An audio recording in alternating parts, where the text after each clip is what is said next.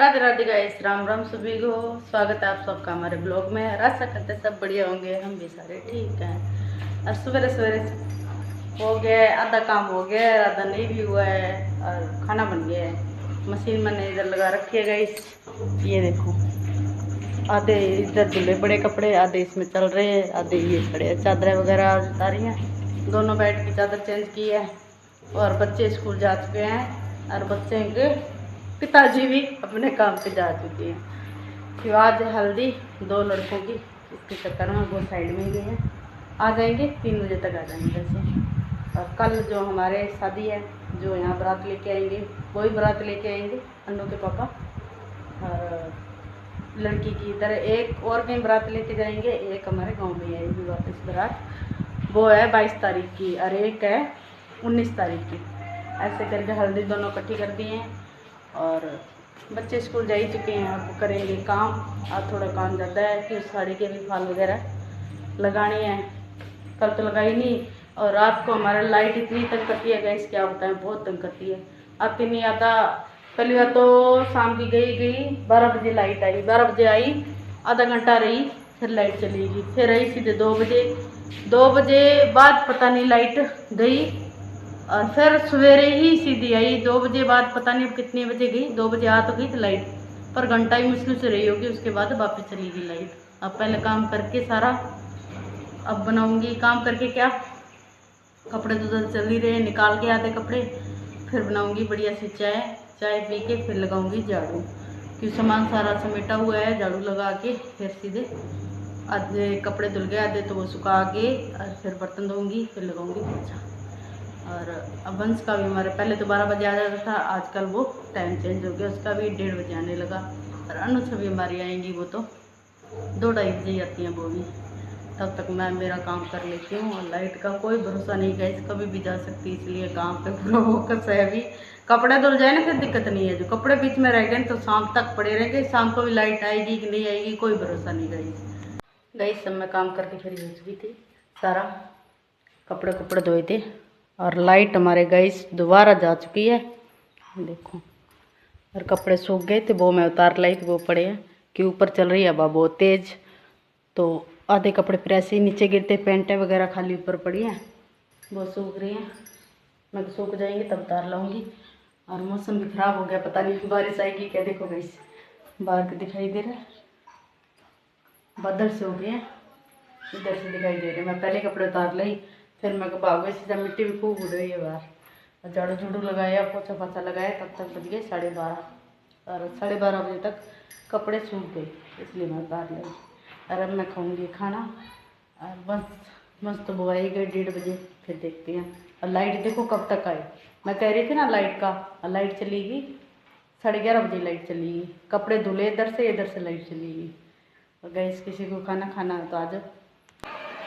तो रेस्ट मैंने कर लिया था और उठे हुए तो काफ़ी देर हो गई, आधा घंटा ही नींद आई। अनु से भी आई, इसके बाद ही सोई मैं। इधर बन रही है मेरी चाय, रख दी है, इसमें गुड़ डाले हैं। और अनु के पापा अभी तक आई नहीं है, और ना हमारे आई लाइट, ना आई अनु के पापा। लाइट 11 साढ़े 11 बजे की गई हुई है। और ये बैठी है मैडम। आते ही भैया सबसे पहले काम था हमारा फ़ोन देख। दोनों के दोनों आते ही कुछ नहीं, ड्रेस भी नहीं खोली गई, खाना खाया। और मुझे लगता है वो खाना वाले भी बर्तन भी नहीं उठे।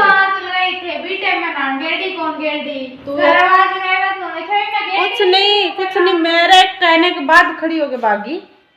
और इधर मेरा बंसी ये सो रहा है गर्मी में।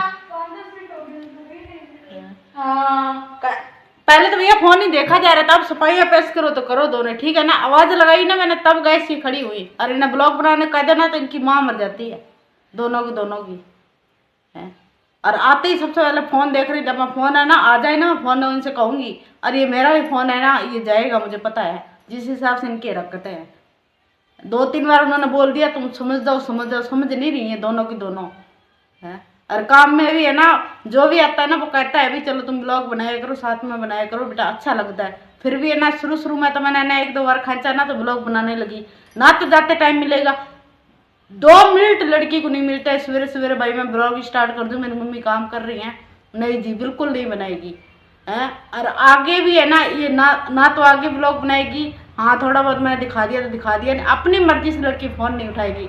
इसलिए अब फ़ोन है ना, कोई हमदर्दी नहीं, अब फ़ोन लिया जाएगा। काम करो, किताबें में करो, कोई दिक्कत नहीं है। जब तुम्हें फ़ोन से इतनी एलर्जी है तो फिर किस लिए फ़ोन लेना हाथ में। मेन बात ये है।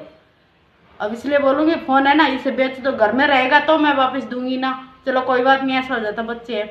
घर में होता मैं निकाल के, और उसमें गले में पड़ा होता मैं निकाल के दे देती हूँ फ़ोन को। घर में नहीं होगा तो मैं कहाँ से दूंगी। मैं इसे बेचूंगी, भले 1000-1500 का कितना का भी जाए, 2 रुपये आएगा ना घर में उस पर। इसलिए मैं इसे आज आ जाए तो मैं उन्हें बोलूँगी इसे बेच दो, फ़ोन को घर पर रखना ही नहीं है। जब से फ़ोन दिया तब से ही लड़की चर्बी करती है पूरी घर में।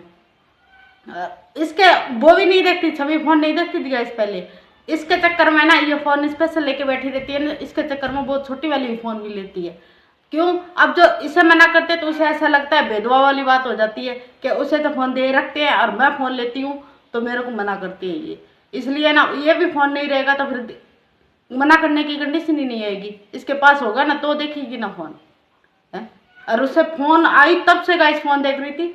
कपड़े मैं तभी नहा के उतार लाई, कि आपको दिखाया ही था मैंने भाई। मैं नहाई और नहाती कपड़े उतार लाई कि हवा चल रही थी तेज। तो सिर्फ 4 पैंट ऊपर सूख रही थी। मैंने आते ही इससे कहा मैं ना आधा घंटा सो रही हूँ और पैंट उतार लेना तू जाके ऊपर से। ना जी, दोनों फ़ोन में जुटी, आवाज़ लगाई ना तब भागी पैंट उतारने के लिए गई। उससे पहले कोई काम नहीं। नहीं, अब तुम कोई छोटी थोड़ी हो, बार बार तुम्हें कहना पड़ता है हर एक बात के लिए।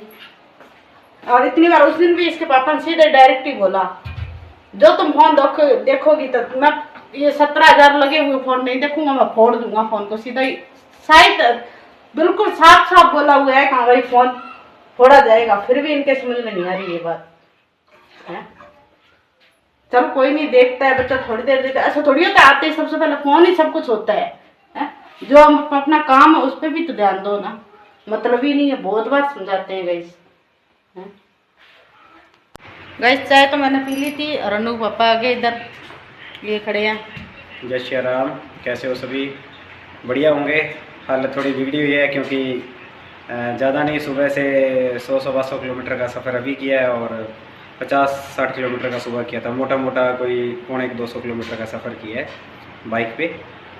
और फंक्शन खींच के आए थे तो, और धूल मिट्टी आज ज़बरदस्त, मतलब गर्मी की आज शुरुआत जो देखा करते हैं होती है वो आज हो चुकी है। और ज़बरदस्त माहौल के से निकल के वापस आए। शाम को आने के बाद कुछ नहा धोई करेंगे तो थोड़ा माइंड कोई और बॉडी को रिलैक्स होगी।